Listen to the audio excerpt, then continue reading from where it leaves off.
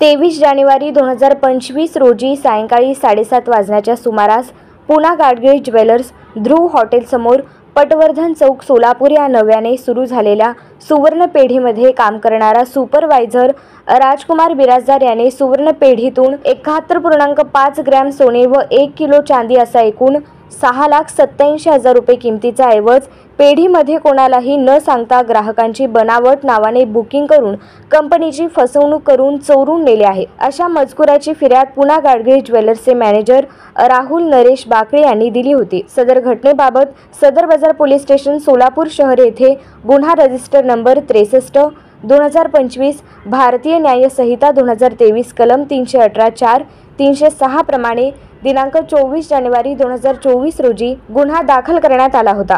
सहाय्यक पोलीस निरीक्षक शैलेश खेडकर यांच्या पथकातील विनोद राजपूत दिनांक 24 जानेवारी 2025 रोजी गुन्हा दाखल करण्यात आला होता। सहाय्यक पोलीस निरीक्षक शैलेश खेडकर यांच्या पथकातील विनोद राजपूत व उमेश पवार यांनी सदरचा गुन्हा करणाऱ्या इसमाबाबत अत्यंत कमी कालावधीत कौशल्याने गोपनीयरित्या माहिती काढली।